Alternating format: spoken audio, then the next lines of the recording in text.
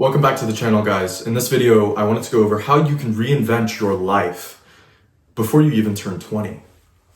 Yeah, we're not waiting until we have a midlife crisis before we realize we need to change our life. We're doing it before we even hit the 2-0, right? So first of all, why am I making this video, right? Well, about halfway through my first term at university, I was hospitalized for a heart condition. And basically for 3 months, I was gone in the hospital. I had to withdraw from school, and everything that I was doing and enjoyed doing, studying, going to the gym, going to social events, meeting girls, dating women, things like this was just taken from me. And I was isolated in a hospital for 3 months. And during that time, I did lots of reflection, and I uncovered quite a few insights that I think are necessary to share with y'all. I was living my life in a way that was not particularly helpful. There are definitely some mistakes that I was making that I want to make sure that y'all don't make. So what was I doing wrong during this time? Sort of what led up to this point? Well, first of all, I was not prioritizing. I was in school. I wanted to do everything. I wanted to get the best grades. I wanted to go to the gym and gain muscle and lose fat. I wanted to learn a new skill. I wanted to create YouTube videos. I wanted to start my own bit. I wanted to do everything, and I wanted to do it at the highest level. That's sort of what comes with being a perfectionist and an overachiever. And that led to me sort of burning out, and it actually contributed to my heart condition and led to me going to the hospital, or at least contributed to it. If I could go back, I would instead of trying to do everything all at once, I would focus on 2 to 3 main things that I'm working on, right? So if you're trying to improve yourself, if you're trying to get better grades, that's one area. Learn how to study, learn how to learn most efficiently, right? That's an area you can focus on. Okay, that's one checked. You want to get a better body. Okay, go to the gym, create a routine, right? That's another area. Honestly, I think those 2 areas to focus on, especially if you're newer to them and you're really trying to build those up, those are all you need. And then all of your other time should be spent on improving your mental health, being social, going out, going on adventures, things that really enrich your life. And then once you've mastered or you've gained a certain level of mastery in those 2 areas, you no longer have to spend so much time on building them up, right? And you can just sort of maintain them. And maintaining is orders of magnitude easier than building them up. So you can now focus on 2 different areas of your life that you'd like to improve while keeping that same standard in your fitness and your studies. The second thing I was doing wrong, I was isolating myself. So because I had all of these things on my plate, because I had so many things I wanted to do, I basically sacrificed my social life. And I wouldn't go out. I declined a lot of friends who invited me out places. I wasn't going and dating women. I was neglecting a huge part of my life. And what ended up happening is that I ended up losing, or at least weakening, a lot of valuable connections that I had, which ended up making me feel lonely and depressed, and again, contributed to my burnout and my heart condition. I mean, if I could go back, one thing I would change is I would make an effort to go and be more social. I would make an effort to initiate get-togethers and gatherings. There's a common misconception that to improve yourself, you need to do like monk mode and focus exclusively on, your business or this one thing, and you have to sort of neglect everything else. I think that's BS. I think that's bullshit. First of all, part of self-improvement and becoming the best version of yourself is learning how to interact with people, increasing your emotional intelligence, getting better at flirting, getting better at talking to women, getting better at networking, things like this. To neglect that is just, I think, stupid. And honestly, I was in that headspace and it was a detriment to me. The third thing that I was doing wrong was I was criticizing myself constantly.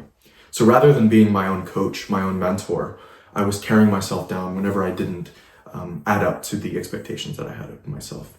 And it got to a point where I was just constantly dissatisfied with myself. No matter how much work I did, no matter what the outcome was, I always thought I could do more, that I could do better. And I had this constant critical voice in my head that just destroyed me. it destroyed me inside. Nothing I did was good enough, and I felt inadequate, and it was horrible. Calling yourself a bitch all the time is not going to motivate you to do more or to do better. And you hear like David Goggins and all of these things. I don't agree with it, especially if you're already an overachiever and you already have high standards for yourself. Self-criticism and calling yourself these self-degrading names is not healthy. It's not good. And it's not going to make you more productive. You need to treat yourself like a friend, right? And once you make this perspective shift, I'm telling you, the amount of progress you will make and your general happiness in life will change so much. The fourth thing I wasn't doing was I was not reflecting. So reflection and building self-awareness is extremely important. And I was sort of going with the flow, doing what I thought I needed to do at the time. And I never really checked in with myself and asked how I'm doing mentally, how I'm doing physically, what's going on in my life, right? And everything was sort of mindless. And while yes, you shouldn't rely on your emotions to determine your behavior, I do think that if you're perpetually burnt out, if you're perpetually depressed, if you're constantly unmotivated, then I think it's time to sort of check in with yourself and see what's causing that. And if you ignore that, it'll end up catching up to you like it did me. Okay, so now on to like the practical advice. The fastest way to reinvent yourself before you're 20, and the fastest way to make progress in every area of your life before you are even 20 years old, is to become an expert in yourself. Truly objectively analyze your desires, your wants, your needs, your likes, your dislikes, your deepest insecurities, your fears, existing relationships you have, and seeing whether they're actually beneficial or they're taking energy away from you. And honestly, I think the best way to do this is through journaling. And I'm going to give y'all some prompts that I think have helped me a lot to uncover a lot of these hidden truths and hidden secrets about myself. And I truly think that you should spend a considerable amount of time thinking about these questions and really asking yourself and uncovering these insights, because I think it'll improve your life tremendously.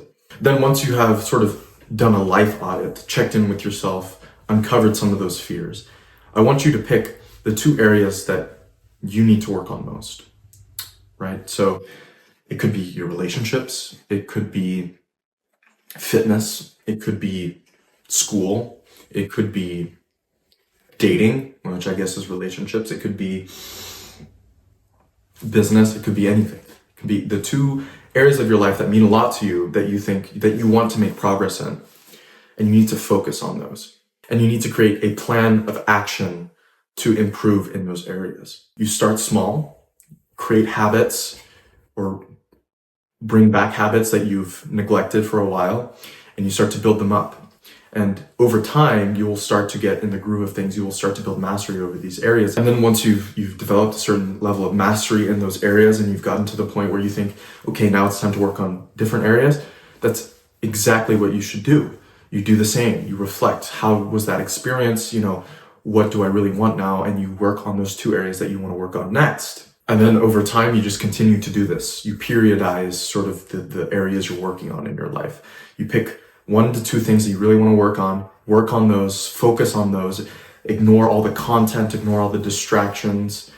And then as you're working on those, continue to really prioritize self-care, mental health, reflection, social connection, things like this. Because if you neglect those while you're focusing on these things, you'll just end up depressed and anxious and socially awkward, and it's just not a good place to be. So yes, that's how you reinvent your life before you're even turned 20. And while this may not seem like a crazy, revolutionary idea, I think a lot of people neglect it. And I think building self-awareness at such a young age is actually really necessary for true success, true personal growth. And yeah, thank y'all for watching this video. Peace out.